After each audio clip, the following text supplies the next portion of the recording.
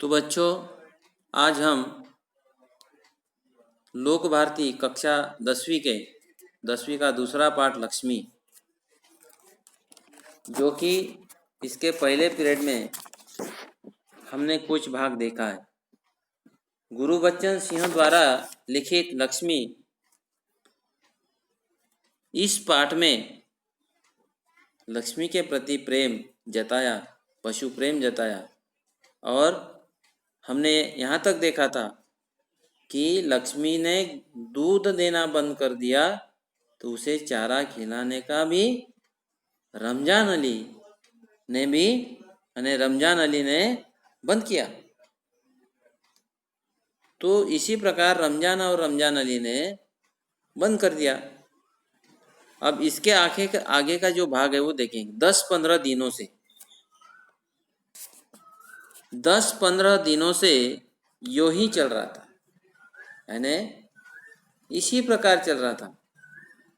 एक दिन जब करामत अली ने पुआल लाने के लिए रमजानी से पैसे मांगे तो वह बोली, मैं कहाँ से पैसे दूँ? पहले तो दूध की बिक्री के पैसे मेरे पास जमा रहते थे, उनमें से दे देती थी, अब कहाँ से दूँ? करामत अली ने गाय को चारा ना खरीदने के लिए जब रमजानी को पैसे मांगे तो उसने क्या कहा? उसने ये कहा कि अब मेरे पास पैसे नहीं है। जब वह दूध देती तो दूध बेचकर जो पैसे मेरे पास रहते थे मैं पैसे देती थी, लेकिन आज मेरे पास पैसे नहीं है। अब यहाँ पे एक शब्द आया, पुआल। पुआल का मतलब होता है धान के सूखे डंडल जिनमें से दाने निकाल दिए गए हो। तो इसी प्रकार उसने अपनी बात कह दी कि अब मेरे पास कुछ पैसे नहीं है, मैं कहाँ से दूँ? और थोड़ा नाराज होकर या गुस्से में आकर, लो, ये राशन के लिए कुछ रुपए रखे थे, मैंने खुद के अनाज के लिए पैसे रखे थे, ये लो, कहते हुए रमजानी ने संदूक चीज में से 20 का नोट निकलकर उसे थमाते हुए कहा, इससे लक्ष्मी का राशन ले आओ। और 20 रुपया तो दिया, लेकिन करामत अली को कहा कि ये पैसे मैंने अपने राशन के लिए रखे थे, अब ले लीजिए और लक्ष्मी का राशन ले आओ। करामत अली कहता है, ठीक है, इससे लक्ष्मी के 2-4 दिन निकल जाएंगे। आखिर इस तरह कब तक चलेगा?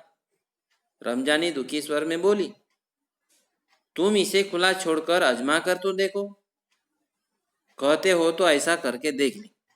यानी रमजानी कहती है कि इसे बैठे बैठे कहाँ तक खाना खिलाए, आखिर इस तरह कब तक चलेगा? पैसे से खाना लेकर या कोई चारा लेकर आए और इसे खिलाए फुकट में, तो इसे खुले जगह छोड़ दो ताकि वह खाना खाकर अपने घर आएगी। बहुत बार बोली रमजान, तो आजमा कर देखते हैं। तो वह बोलती है कि ठीक है, तू कहती है तो आजमा कर देखते हैं।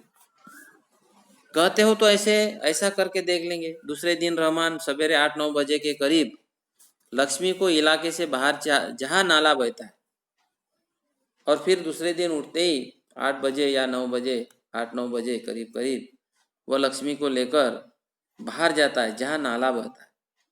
और जहाँ नाला बहता है वहाँ पे एक विशेषता है। कौन सी विशेषता है? तो वहाँ झाड़ झकांड है। वहाँ क्या है? झाड़ झकांड है। और जमीन कैसी है? हरी भरी है। जमीन कैसी है? हरी भरी है। जमीन हरी नजर आती है। छोड़ आया ताकि वह घास इत्यादि खाकर अपना कुछ पेट भर ले। और इसी प्रकार करामत अली वहां उसे छोड़ आता है। वहां जाकर वह खाना खाएगी और अपना पेट भरकर वापिस आएगी। लेकिन माँ बेटे को ये देखकर आश्चर्य हुआ कि लक्ष्मी 1-1.5 घंटे बाद ही घर के सामने खड़ी थी। और उसने क्या देखा? उसके गली में रस्सी थी। एक व्यक्ति उसी रस्सी को हाथ में थमे कह रहा था, ये क्या? ये गाय क्या आप लोगों की है?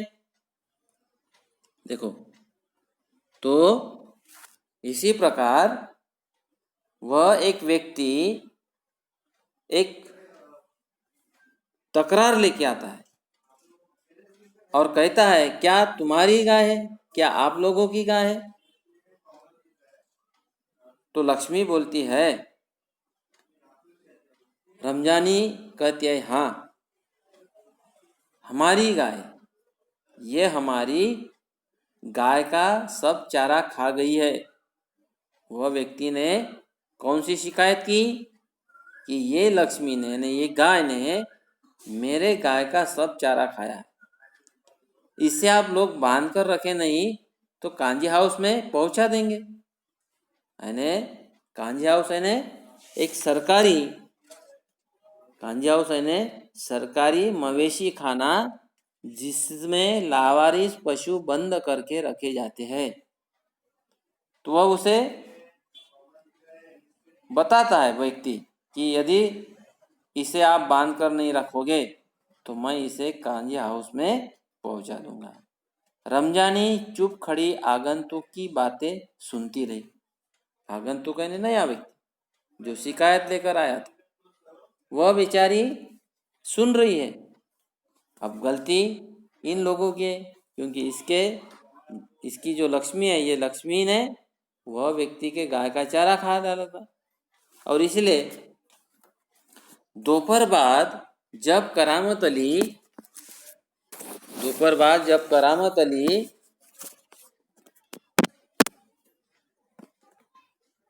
ड्यूटी से लौटा और नहा धोकर कुछ नाश्ते के लिए बैठा तो रमजानी उससे बोली, मेरी मानो तो इसे बेच दो।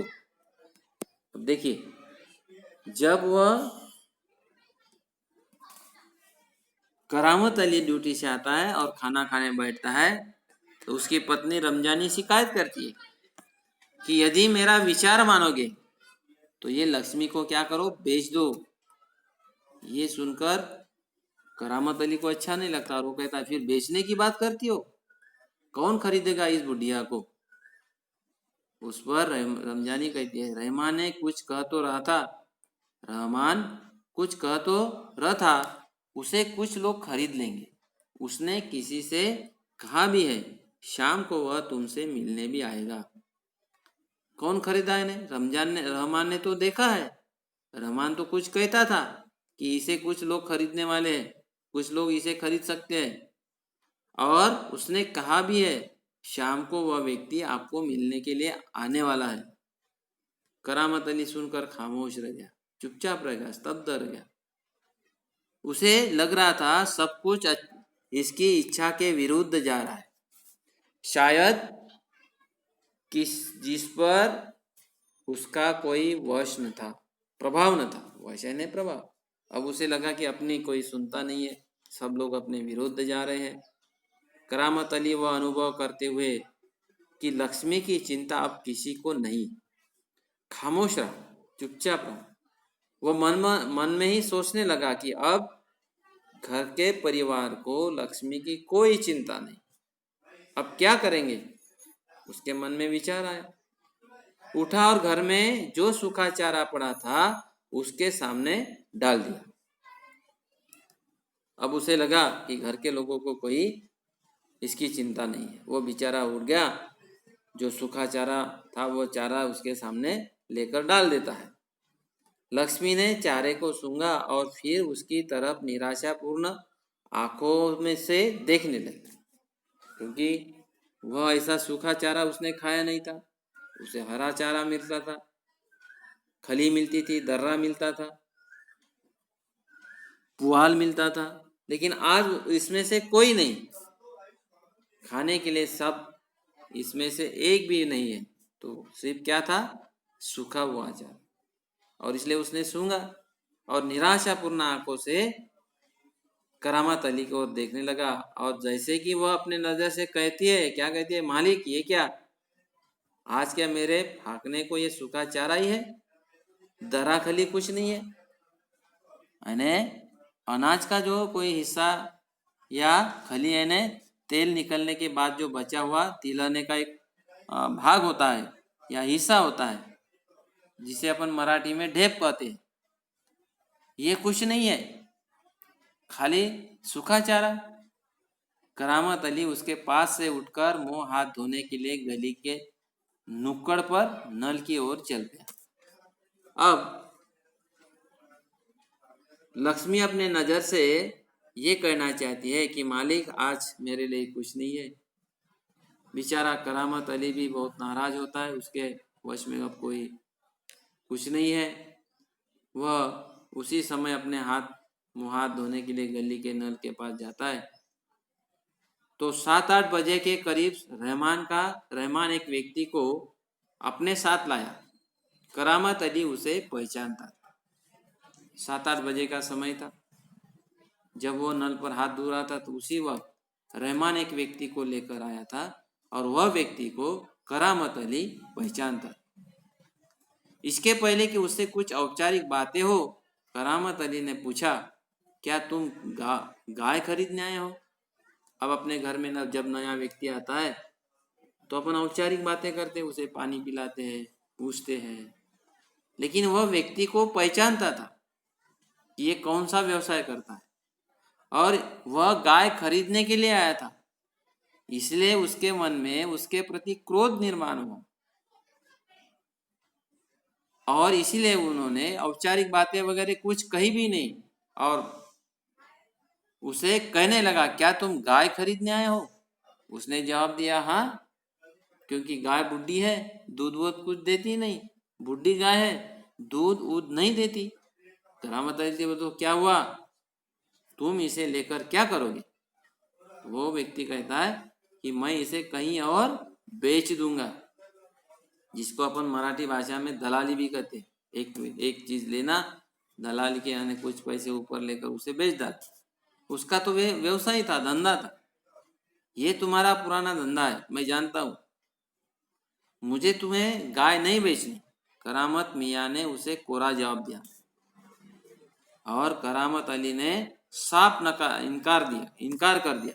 कोरा जवाब देना ने साफ मना करना, साफ मना कि नहीं नहीं, मैं आपको गाय नहीं बेचूंगा, कोई भी हालत में नहीं बेचूंगा। रमजानी करामत के चेहरे के भाव भापती हुई बोली, क्या ये भी कोई तरीका है? आने वाले को खड़े खड़े धुतकार कर भगा दो। अब रमजानी को मालूम हुआ कि करामत अली गाय को नहीं बेची और इसलिए वह तो उसे नहीं कर सकती है, लेकिन उन्होंने कहा कि अगर कोई व्यक्ति आता है तो उसके साथ बात करने का ये तरीका है, अच्छा नहीं है। खड़े खड़े उसे धुतकारना, उसे भगा देना, ये कोई अच्छी बात नहीं है। तुम जानती हो वह कौन है? करामत अली ने कटु स्वर में कहा। अब करामत अली दुख भरे स्वर में अपने पत्नी से कहता है, क्या तुम इसे जानते हो? वह कौन है? वह लक्ष्मी को ले जाकर वहां बेच आएगा जहां ये टुकड़े टुकड़े होकर बिक जाएगी। यानी ये व्यक्ति ये काम करता है कि जानवर लेता है और दूसरे को बेचता है और जहां टुकड़े टुकड़े करके जानवर को बेचा जाता है, ऐसी जगह ये बेचता है। मेरे दोस्त ज्ञान सिंह को इसका पता चल गया तो वह मेरे बारे में क्या सोचेगा, क्योंकि ज्ञान सिंह को मैंने वचन दिया है कि जब तक लक्ष्मी है उसकी मैं देखभाल करूंगा, पालन पोषण करूंगा। अगर मैंने ऐसा किया तो उसके मन में मेरे प्रति जो भावना होगी वह ठीक नहीं होगी। उस दिन करामत अली बिना कुछ खाए पिए रात को बिना बिस्तर की चारपाई पर पड़ा रहा। नींद उसकी आंखों से कोसों दूर थी। आंखों से कोसों दूर होना, नींद नहीं आना। अब नींद कैसे आएगी? जब हम विचार में पड़ जाते हैं और विचार एक चिंता हो जाती है, उसके मन में वही चिंता सताने लगी कि मैं लक्ष्मी का क्या करूं, कहाँ रखूं, किसको सौंप दूं। मेरे मित्र ने मुझे तो सौंप दिया है, तब वो गाय दूध देती थी, दूध देने वाली गाय को लोग स्वीकार करते हैं, लेकिन ऐसी अवस्था में, ऐसी परिस्थिति में जहाँ की यह कुछ दूध भी नहीं देती, उसे फुकट का खाना कौन खिलाएगा, कहाँ लेकर जाऊं, ऐसा विचार उसके मन में। और ये विचार से उसे नींद नहीं आई। लेखक कहानीकार कहते हैं कि नींद उसकी आंखों से कोसों दूर थी, अरे बहुत दूर थी, उसको नींद नहीं आई थी। रात काफी निकल चुकी थी। सवेरे देर तक वह लेटा ही रह गया। कुछ देर बाद करामत अली ने चारपाई छोड़ी, मुंह हाथ धो घर से बाहर निकाल पड़ा। लक्ष्मी के गले से बंधी हुई रस्सी खूंटे से खोली और उसे गली से बाहर ले जाने लगा। रमजानी जो दरवाजे पर खड़ी ये सब देख रही थी, बोली, इसे कहाँ ले चले। अब रात में उसने विचार किया कि इस लक्ष्मी को मैं कहाँ छोड़ूं।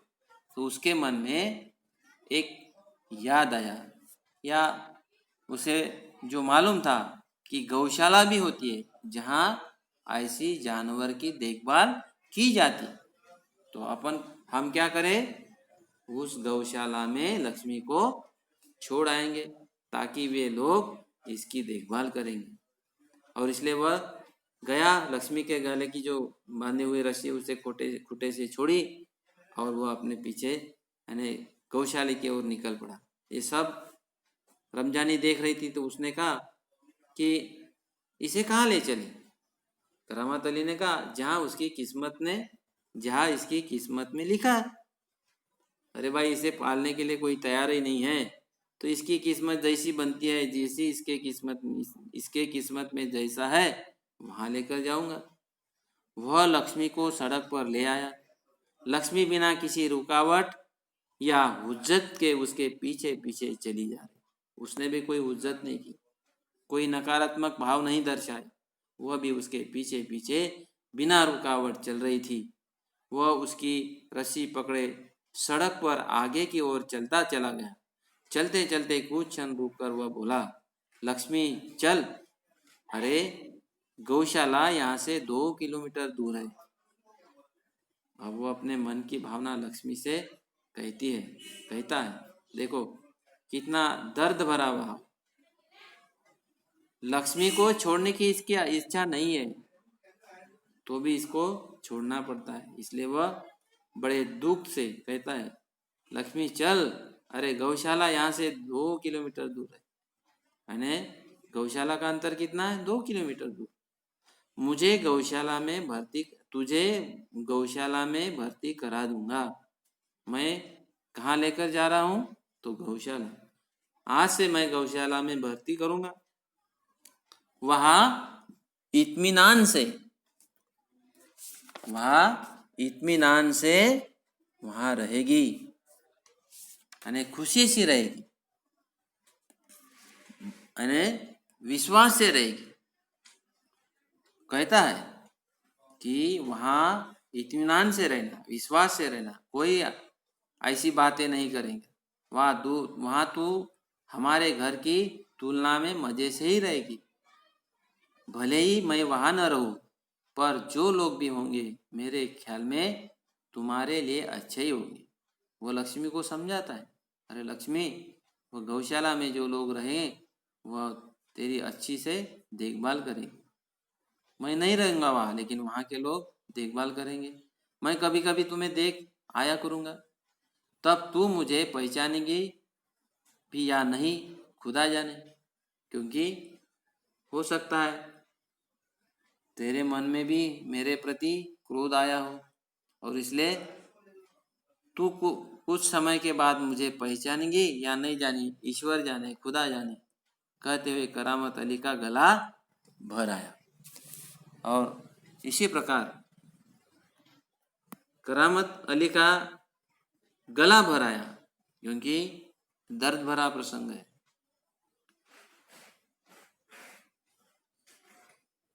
गला भर आना, गला भर आना यानी भाव विवल होना, आवाज भर आना, ज्याला मराठीत कंठ दाटणे असं म्हणतो. तो इसी प्रकार उसकी आंखों में आंसू भी उतर आए, यानी जब सच्चा प्रेम होता है तो जब एक दूसरे से दूर हो जाता है तो आंखों में आंसू आते. और इसी प्रकार लक्ष्मी के प्रति करामत अली में के मन में बहुत प्रेम था और आज वह एक दूसरे से दूर होने वाले थे और इसलिए उसके मन में एक दुख भाव आया, गला भरा भावना से विभल हो गया और आंखों में आंसू आने लगे. चल लक्ष्मी चल, जल्दी जल्दी पैर पड़ा, जल्दी जल्दी पैर बढ़ा और वह खुद किसी थके मंदी बूढ़े बैल की तरह भारी कदमों से आगे बढ़ने लगा. और इसी प्रकार लक्ष्मी को गौशाला की ओर ले जाने लगा, लेकिन उसके जो पैर है, उसके पैर भारी कदम यानी दुख निर्माण. तो इसी प्रकार उसके मन में दुख था और इसके पैर भारी होने लगे, लेकिन इच्छा न होते हुए भी काम करने के लिए उसे भाग पड़ा और इसलिए उसे दुख के साथ लक्ष्मी को गौशाला की ओर ले जाना पड़ा. इसी प्रकार यहाँ कहानी खत्म होती है, समाप्त होती है. तो आने वाले पीरियड में हम स्वाध्याय देखेंगे. तो ये जो कहानी मैंने आपको बताई, इस कहानी के माध्यम से इंसान ने इंसानियत की तरह रहना चाहिए, मानवता के गुण होने चाहिए, पशु पर प्रेम होना चाहिए, पशु के साथ सद्व्यवहार होना चाहिए. इस प्रकार का भाव कहानीकार ने इस कहानी में बताया.